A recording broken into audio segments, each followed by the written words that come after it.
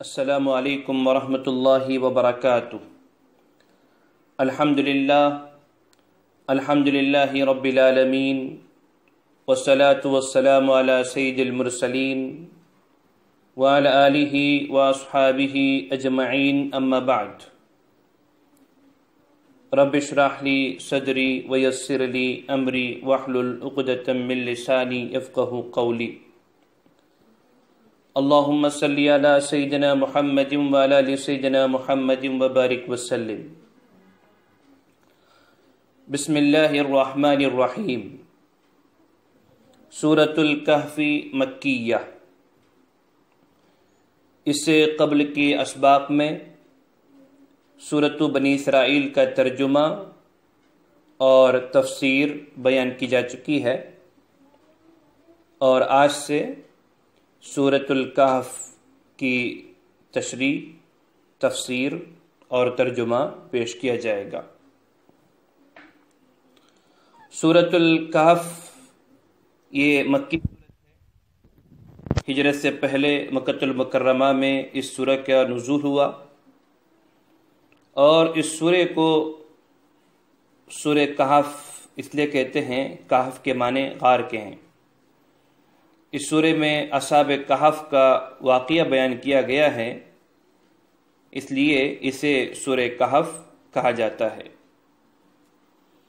اس سورہ کی فضیلت اور خصوصیت کیا ہے؟ علامہ ابن کثیر رحمۃ اللہ علیہ نے اس سورت کی فضیلت سے متعلق اور خصوصیات سے متعلق متعدد روایتیں پیش کی ہیں۔ ایک روایت ہے صحیح مسلم، سنن ابی داؤد، جامع ترمذی، سنن نسائی اور مسند احمد کی ہے۔ حضرت ابو درداء رضی اللہ تعالی عنہ روایت کرتے ہیں کہ رسول اللہ صلی اللہ علیہ وسلم نے فرمایا، جس شخص نے سورہ کہف کی پہلی 10 آیتیں حفظ کر لی وہ دجال کے فتنے سے محفوظ رہے گا۔ اور انہی احادیث کی کتابوں میں، صحیح مسلم میں، سنن ابو داؤد میں، جامع ترمذی میں، سنن نسائی میں، مسند احمد میں، حضرت ابو درداء رضی اللہ تعالیٰ عنہ سے ایک دوسری روایت یہ بھی منقول ہے کہ رسول اللہ صلی اللہ علیہ وسلم فرماتے ہیں کہ جو شخص سورہ کہف کی آخری 10 آیتیں حفظ کر لے وہ دجال کے فتنے سے محفوظ رہے گا۔ ایک اور روایت مسند احمد میں سورۃ الکہف کی فضیلت کے سلسلے میں مذکور ہے۔ حضرت سہل بن معاذ رضی اللہ تعالی عنہ نقل کرتے ہیں، رسول اللہ صلی اللہ علیہ وسلم نے فرمایا، جو شخص سورہ کہف کی پہلی اور آخری آیتیں پڑھ لے اس کے لیے اس کے قدم سے سر تک ایک نور ہو جاتا ہے، اور جو پوری سورت پڑھ لے تو اس کے لیے زمین سے آسمان تک نور ہو جاتا ہے۔ اور بعض روایات میں ہے، اگرچہ کہ علامہ ابن کثیر رحمۃ اللہ علیہ نے ان روایتوں کو موقوف قرار دیا ہے، کنز العمال کے حوالے سے علامہ ابن کثیر رحمۃ اللہ علیہ نے اپنی تفسیر میں روایت نقل کی ہے کہ رسول اللہ صلی اللہ علیہ وسلم نے فرمایا، جو شخص جمعہ کے دن سورہ کہف کی تلاوت کرے اس کے قدم سے لے کر آسمان کی بلندی تک نور ہو جائے گا، جو قیامت کے دن روشنی دے گا، اور پچھلے جمعہ سے اس جمعہ تک کے اس کے تمام گناہ معاف ہو جائیں گے۔ اسی طرح علامہ ابن کثیر رحمۃ اللہ علیہ نے کنز العمال کے حوالے سے ایک اور روایت نقل کی ہے، اس کو بھی اگرچہ کہ علامہ ابن کثیر رحمۃ اللہ علیہ نے موقوف قرار دیا ہے،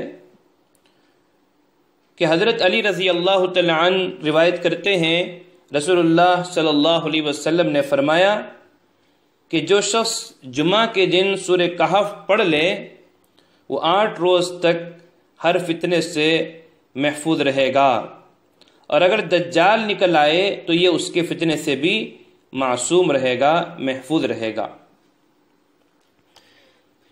اسی طرح روح المعانی میں حضرت دیلمی سے منقول ہے، اور وہ صحابی رسول حضرت انس رضی اللہ تعالیٰ عنہ سے نقل کرتے ہیں، کنز العمال کے حوالے سے یہ روایت نقل کی گئی ہے، رسول اللہ صلی اللہ علیہ وسلم نے فرمایا کہ سورہ کہف پوری کی پوری ایک وقت میں نازل ہوئی، اور 70,000 فرشتے اس کے ساتھ اترے، جس سے اس سورہ کی عظمت شان ظاہر ہوتی ہے۔ اسی طرح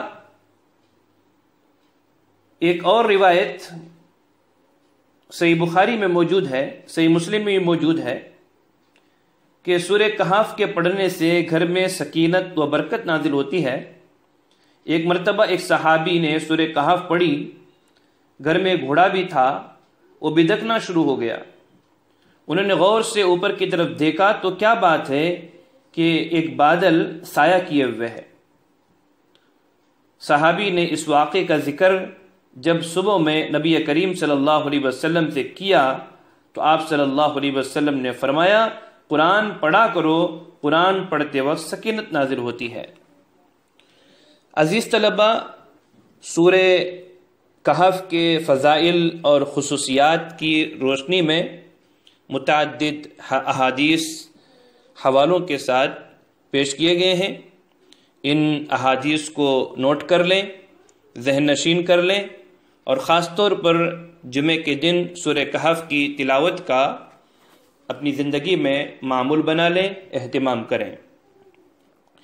اب آئیے سورہ کہف کا شان و نزول کیا ہے، سورہ کہف کا بیک گراؤنڈ کیا ہے، کن حالات میں سورہ کہف نازل ہوئی ہے، اس پر ہم روشنی ڈالتے ہیں۔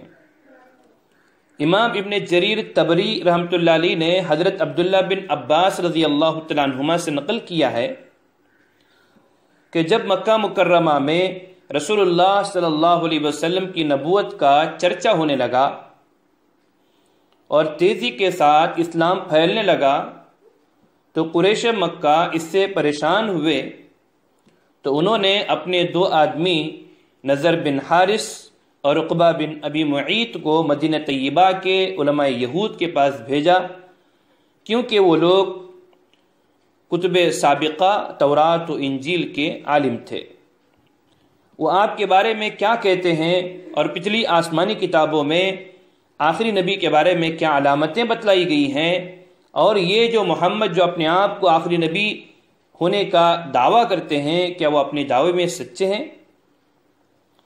جب یہ 2 آدمی علماء یہود کے پاس پہنچے تو علماء یہود نے ان کو بتلایا کہ تم لوگ محمد سے 3 سوالات کرو، اگر انہوں نے ان کا جواب صحیح دے دیا تو سمجھ لو کہ وہ اللہ کے نبی و رسول ہیں، اور اگر جواب نہیں دے سکے تو سمجھ لو کہ یہ جھوٹے ہیں، بات بنانے والے ہیں، رسول نہیں ہیں۔ نمبر 1، سوال نمبر 1، ان نوجوانوں کا حال دریافت کرو جو قدیم زمانے میں اپنے شہر سے نکل گئے تھے، ان کا کیا واقعہ ہے، کیونکہ ایک واقعہ عجیبہ ہے، ایک عجیب و غریب واقعہ ہے۔ سوال نمبر 2، ان سے اس شخص کا حال پوچھو جس نے دنیا کی مشرق و مغرب اور تمام زمین کا سفر کیا، اس کا کیا واقعہ ہے۔ اور سوال نمبر 3، روح کی کیا حقیقت ہے اور روح کیا چیز ہے۔ یہ دونوں قریشی نضر بن حارث اور عقبہ بن ابی معیط مکہ مکرمہ واپس آئے اور سرداران قریش سے کہا کہ ہم ایک فیصلہ کن صورتحال لے کر آئے ہیں، اور علماء یہود کا پورا قصہ سنایا۔ پھر یہ لوگ رسول اللہ صلی اللہ علیہ وسلم کی خدمت میں یہ سوالات لے کر حاضر ہوئے۔ آپ نے ان سوالات کو سن کر فرمایا کہ میں اس کا جواب کل دوں گا، مگر آپ اس وقت انشاءاللہ کہنا بھول گئے۔ قریش مکہ واپس لوٹ گئے اور رسول اللہ صلی اللہ علیہ وسلم وحی الہی کے انتظار میں رہے کہ ان سوالات کا جواب وحی سے بتلا دیا جائے گا، مگر وعدے کے مطابق اگلے دن تک کوئی وحی نہ آئی، بلکہ 15 دن اسی حال میں گزر گئے کہ نہ جبرائیل امین آئے نہ کوئی وحی نازل ہوئی۔ قریش مکہ نے اس دوران آپ صلی اللہ علیہ وسلم کا خوب مذاق اڑایا، اس سے رسول اللہ صلی اللہ علیہ وسلم کو سخت رنج و غم پہنچا۔ 15 دنوں کے بعد حضرت جبرائیل امین سورہ کہف لے کر نازل ہوئے، جس میں تاخیر وحی کا سبب بھی بیان کر دیا گیا ہے کہ آئندہ زمانے میں کسی کام کے کرنے کا وعدہ کیا جائے تو انشاءاللہ کہنا چاہیے۔ اس واقعے میں چونکہ ایسا نہ ہوا، اس پر آپ صلی اللہ علیہ وسلم کی تنبیہ کے لیے وحی میں تاخیر ہوئی، اور اللہ نے فرمایا وَلَا تَقُولَنَّ لِشَيْءٍ إِنِّي فَاعِلٌ ذَلِكَ غَدًا إِلَّا أَن يَشَاءَ اللَّهُ۔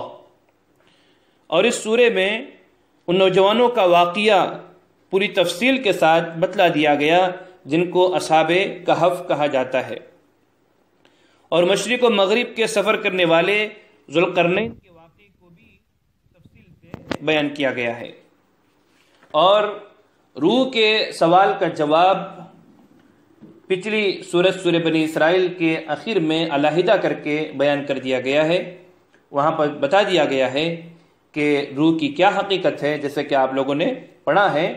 اسی سبب سے سورہ کہف کو سورہ بنی اسرائیل کے بعد قرآن مجید کی ترتیب میں رکھا گیا ہے۔